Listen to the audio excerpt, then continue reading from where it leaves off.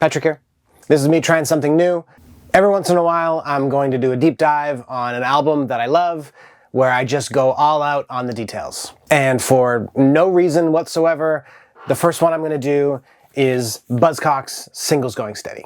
So right out of the gate, I'm just going to say that the version of this video that's on my Patreon is going to have a lot more music samples because I can't really get away with all of them on YouTube. So if you're interested in seeing the best version of this video, check it out on my Patreon. It starts at $2 a month. If you're watching it this month, July 2026, I'm going to give away an original first press copy of Singles Going Steady American pressing to one of my Patreon subscribers. I do a rare record raffle every month, and so my normal July giveaway record is this Karma by Pharoah Sanders, but these two records have very little in common with each other. So I'm not going to go into too much detail on Pharoah Sanders in this video, but at the end of the month, I'll draw two names out of a hat. Someone's going to get Pharoah Sanders, someone's going to get a first press Singles Going Steady. Okay, that's the first thing I want to get out of the way. Second thing, Singles Going Steady is almost always in those like top punk record lists that you see from whatever publication you're reading. It's almost always up there. But it's technically not an album, it's a compilation. So this is for all the pedants out there before you jump down my throat. I know this is a compilation. I know that this is not a studio album, and I'm going to talk about that at length. And the third thing I want to get out of the way is I hear a lot of people say that this record collects all of their 7-inches, or that Orgasm Addict, which kicks off this record, is the first Buzzcocks 7-inch, and both of these things, not true either. Singles Going Steady is a compilation album that collects 8 7-inches, 8 singles, that the Buzzcocks put out on United Artists Records between February 78 and July 79. It is, in my opinion, the greatest run of singles from any punk band of any era. In fact, I've got them all right here. We're going to talk about them all, but let's get there. Now keep in mind, on top of these 16 tracks, Buzzcocks also put out 2 full-length albums in this time, and their third record came out just a couple months after the last single on the compilation.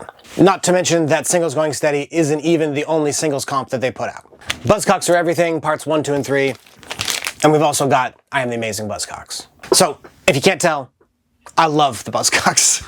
Also, some people are sticklers about the Buzzcocks, or it being just Buzzcocks. I don't really care. You can correct me if you want. I'm going to use them interchangeably. Okay, so like I said, Singles Going Steady doesn't start at the first Buzzcocks 7-inch. So let me set the scene. Spiral Scratch came first. And I will say, it's an EP, not a single, so Singles Going Steady, this is an EP, doesn't really count. I understand the logic. The band had formed less than a year before, and they had already booked and played with the Sex Pistols, Slaughter and the Dogs at the Lesser Free Trade Hall in Manchester, which is widely considered to be like the first tip of the smallest domino that led to the Manchester sound. Books have been written about that gig. Movies have been made about that gig. Attendees went on to form The Fall, The Smiths, Simply Red, Creation Records, Factory Records, Joy Division, New Order. All this despite less than 50 people being in attendance. Buzzcocks drummer John Marr, who is one of my all-time favorite drummers. Let me get that out there right away. He told a story about riding around Manchester on his scooter, wheat pasting up posters for that Lesser Free Trade Hall show, and he got kind of shook down by some local guys saying that there's like a gang that controls postering in the area, and so he stopped postering. He went home, he stashed all the extra copies in his mom's attic, and kind of forgot about them. Turns out his mom had just thrown out all the extra copies of that poster, and fast forward to 2022, a copy of that flyer sold for £22,000. Anyways, Spiral Scratch was recorded for £500. Some say self-funded, some say Pete's dad lent them the money. They recorded it in 3 hours, they spent 2 hours mixing it, and then it was done. Effectively making Spiral Scratch the very first self-released punk record out of England. If I see my little jittery, I can't restrain myself. I'm falling into fancy practice, can't contain myself. I'm gonna break down, I'm gonna break it down, yes. Some say the second worldwide after the Saints, I'm Stranded. Well, this is the British repress from very shortly afterwards. I don't have an original Australian, but looks like this. Like a snake calling on a phone, I've got no time to be alone. Someone coming at me all the time. The Damned and the Pistols both beat them to the punch on releasing a punk record out of England, but these guys both had labels, Stiff and EMI. See the sun it shines. Don't get too close or it'll burn your eyes. Don't you run away that way. I am an anti-Christ. This is the French repress from shortly afterwards. I don't have a true first. But the Buzzcocks made their own label, New Hormones Records, and they pressed 1,000 copies of Spiral Scratch. This is something bands do all the time now, but at the time, unheard of. So the story starts, as it does for many bands of that era, with John Peel finding a copy. He plays it on his show, and it blows up. 1 month later, February 1977, their singer, Howard Devoto, quits. He says he's already over punk. He's played about 11 shows with the band, some of which are considered historical events now, and he's already sick of it. Devoto quickly forms the band Magazine, who of course go on to become another pillar of the Manchester sound, and one of the most important post-punk bands ever. This and that, they must be the same. What is legal is just what's real.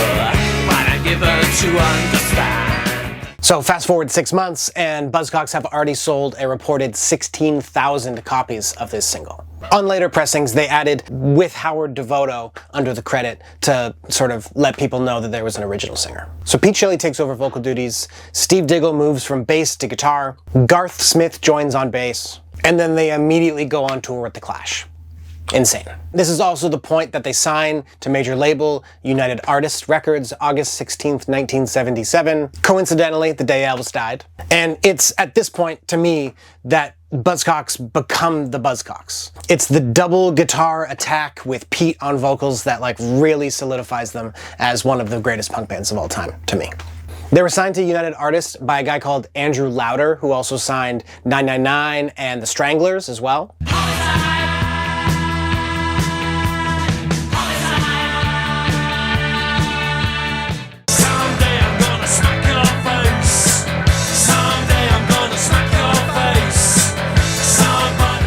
Lauder would later leave United Artists Records to start Radar Records, along with Jake Riviera, who had just left Stiff Records. Allegedly, the band prioritized creative control over their music over a more lucrative payday from the label, which would come in handy on their very next release. And that brings us to the start of Singles Going Steady.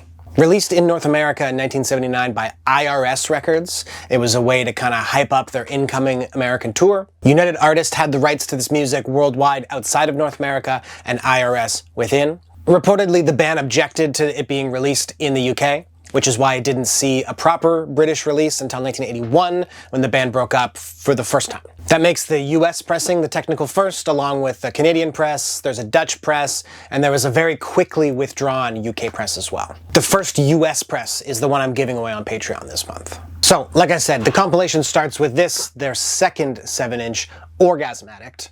And here's where that creative control came in handy for the first time. Well, you tried it just for once, found it alright for kicks, but now you find out that it's a habit that sticks on your Orgasm Addict. It wound up being banned by the BBC, but that wasn't enough to slow them down.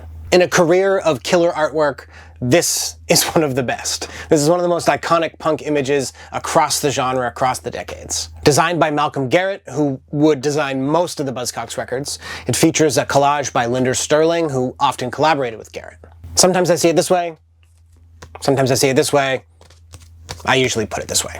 I think it makes a lot of sense that Orgasm Addict is one of the only lingering credits on the album from original singer Howard Devoto, who shares songwriting credit on the track with Pete Shelley. The track features far more crude lyrics than Shelley would come to be known for, including even by the B-side of the record.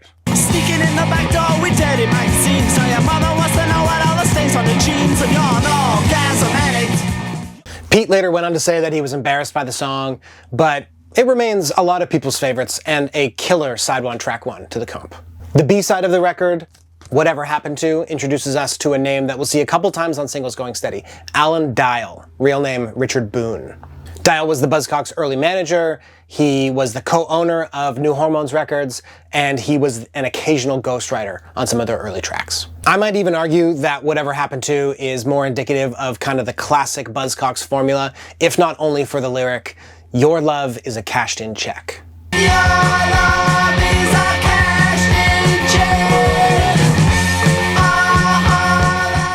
One thing that I really love about the Buzzcocks is their European picture sleeves, their foreign picture sleeves. I have some, I don't have all, but Orgasm Addict got a French release as well. The art is mostly the same, but they slapped this 100% punk sticker on there as well. Visually, it's not super different, but sonically it is. The label accidentally used demo versions of both tracks for just the French pressing, making it quite the collector's item, one of the rarest Buzzcocks items out there. Well, he tried it just for once, find it alright for kicks. But now you find out that it's a habit that sticks with your Orgasm Addict. Your Orgasm Addict. Now, before I get too far into this, I should clarify. On Singles Going Steady, the A-side runs all the single A-sides in chronological order, and the B-side runs all the B-sides in chronological order. So A1, B1, A2, B2, and so on. I'm gonna go through them kind of single by single, so we're gonna get both tracks all the way down. Okay, and that brings us to A2, B2. What do I get? And oh shit. The A-side got the Buzzcocks onto the UK charts for the first time, peaking at number 37, while the B-side, oh shit, got Steve Diggle's first lyric writing credit for the band. Or should I thought you and I were friends?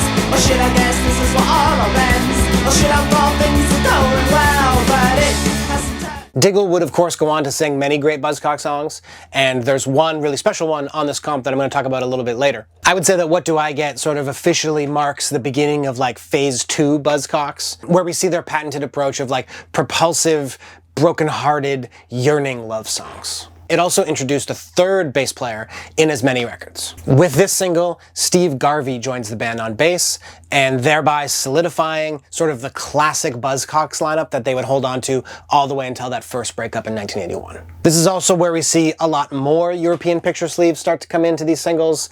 Unfortunately, I have 0 from What Do I Get, but there's a France, there's a Belgium, there's a Germany, so if you've got these and you don't want to have them anymore, hit my DMs. Okay, third in the run of incredible singles, we've got I Don't Mind and Autonomy. A3, B3. A-side I Don't Mind was technically the only single from their first album, Another Music in a Different Kitchen, which peaked at number 55 in the UK. The Pistols don't care, but the Buzzcocks don't mind.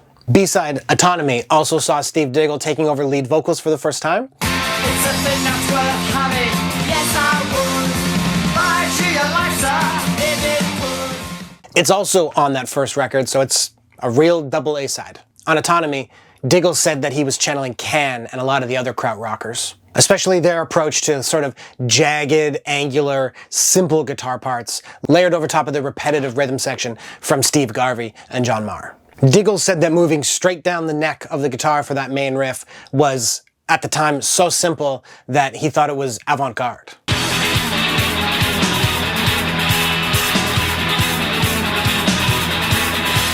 And while technically Diggle did lead vocals on Autonomy, they're kind of sparse, and Pete is backing him up on most of them, so it doesn't really feel like a true Diggle song, at least not compared to what we're going to talk about a little bit later. To double down on the krautrock influence of this one, Diggle said that he approached the lyrics for Autonomy as if he was German trying to be English. Interpret that however you will. I Don't Mind got just one European sleeve version, fittingly from Germany. Not just for Buzzcocks, but for kind of all the punk that I collect. I love when there's a European picture sleeve that's totally unique to sort of the more domestic version of the record. Okay, so once again, I want to talk for a moment about Malcolm Garrett's design work with these Buzzcocks records. It was a distinct choice to go against the grain that Jamie Reed started with the Sex Pistols. The ripped up textures, the safety pins, sort of like a more destructive approach to design. Garrett went for clean lines, geometric patterns, and a very structured approach. More rooted in constructivism than the Situationists. There's a lot of very good examples of this in the Buzzcocks discography, and there's no wrong answers, but a personal favorite will always be Love You More. A4, B4. The front showing 8 empty rooms and 1 occupied by a bored office worker, and the back filling those rooms with sound systems in an almost instruction manual fashion. To me, almost certainly a play on the B-side, Noise a Noise. Pretty girls, pretty boys, have you ever heard anybody scream, noise a noise? Noise a Noise to me has the band going into like a more post-punk territory with those angular guitars, repetitive lyrics, stop and start chorus. The track Love You More might be the closest thing they have to like a true love song, if not for Pete sneaking one past the goalie at the very last minute with that line until the razor cuts. But after this love will be no longer until the razor cuts. It's said to be one of the shortest punk songs to ever chart in the UK, but it's about 1 minute and 45 seconds long, which is like kind of par for the course by punk standards, and not even the shortest song on Singles Going Steady. Just a very small variation for this one, coming from the Netherlands this time. I don't have this one though, so bang my line. It's time for a big one. The biggest one, I might say. Ever fallen in love with someone you shouldn't have? Ranked as the best song of 1978 by Enemy, Pete stole the title of the song from the 1955 musical Guys and Dolls. Wait till you fall in love with somebody you shouldn't. He really quickly wrote the lyrics, and the song followed after. From the opening minor chord, the song puts your heart exactly where it needs to be, right from the opening note. It really shows that punk can be a lot more than just anti-establishment. It can be more than biting the hand that feeds you. You can apply the speed and the bite of the punk approach to the human condition. Because who hasn't fallen in love with someone they shouldn't have? You spurn my natural emotions, you make me feel like dirt, and I'm hurt. And if I start a commotion, I'll run the risk of losing you, and that's worse. Pete said that the lyrics are about Francis Cookman, a man that he was in and out of love with for 7 years. Of course, Pete's genius is multifaceted, but one aspect I want you to pay attention to is his use of gender-neutral pronouns throughout this record, but especially in this song. It's never he loves her and she left him. It's always you and me and us and them. It's all written so that anybody can listen and anybody can identify. The fact that he was doing that this early, to me, is very special. It's also just really lovely to see a double contraction out in the wild. We use them in speech so often, but very rarely do you see it in writing, and this is a great example. And that's not to ignore the B-side Just Lust, which is another one co-written by Alan Dial. There's bad in your eyes, but there's nothing to trust. Just lust. It's another double A-side, this time coming from their second album, Love Bites, which was their second album of 1978 during this run of singles. It came out just 6 months after Another Music. Considering how big of a hit this one was, I'm kind of surprised that it only got one European picture sleeve, this time coming from the Netherlands. All right, we're inching closer to the end of 1978. We've got A6, B6, Promises, and Lips.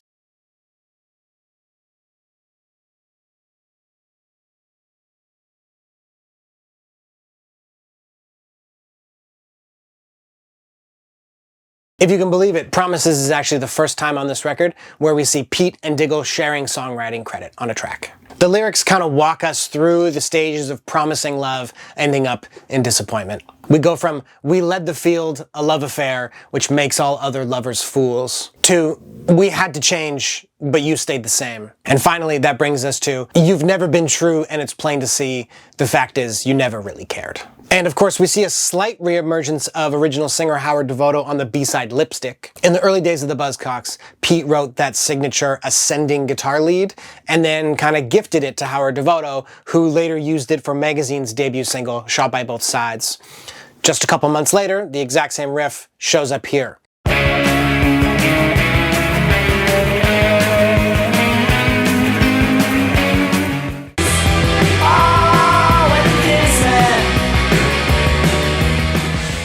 We got one foreign sleeve from this one, this time coming from France.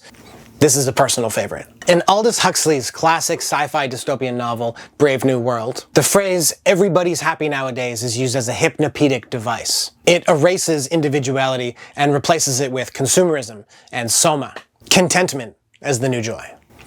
In the Buzzcocks version, life's an illusion, love is a dream. Life's an illusion, love is a dream. Life's an illusion, love is the dream. If it's not clear by now, Buzzcocks were never interested in being just a poppy punk band. They made stretches into krautrock, new wave, post-punk, power pop, and for a moment, even D-beat.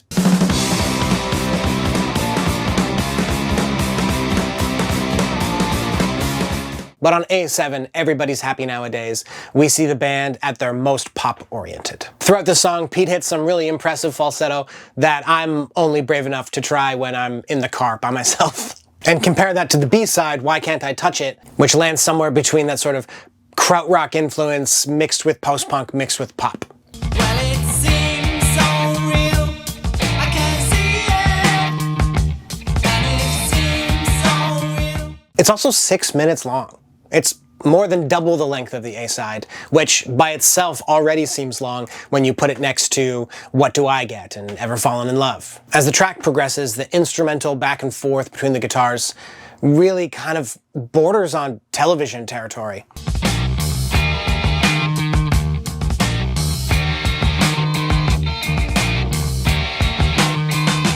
It's an obvious outlier on the album, but sitting at A7, our second last song on the B-side, I always feel like I'm ready for it.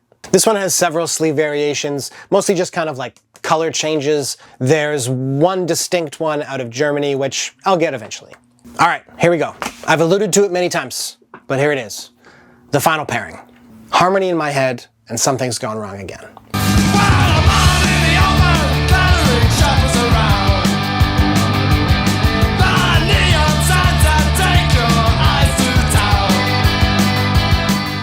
Harmony in my head once again sees the band stretching, but ultimately within comfortable territory. The track is firmly planted within the scope of catchy, poppy punk with killer guitar leads exactly where you want them to be. But this time, finally, we've got Diggle front and center. It's not the only time he'd do it, but in my opinion, it's the best time he did it. I read that as an act of protest when they played the song on Top of the Pops.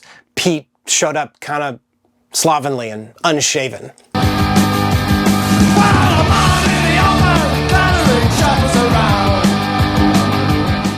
In Diggle's book, he talks about how much this pissed him off. It's a rare, unkempt moment for Pete. The B-side, Something's Gone Wrong Again, acts as the best album closer that you would never see coming all the way back on A1.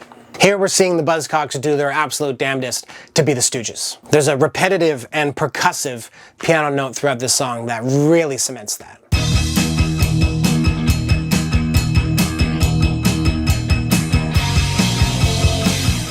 We get two sleeve variations on this one, so there's the red and there's the blue, which I don't have, both of them from the UK.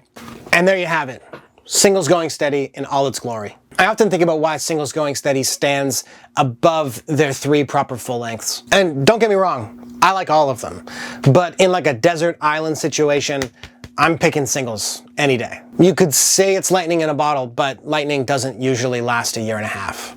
So like I said, I'm trying something new here with this deep dive where I talk at length about an album that I love. So if you enjoyed this video, I'd appreciate it if you let me know. A like, a comment, a subscribe, all of those go a long way to help me out.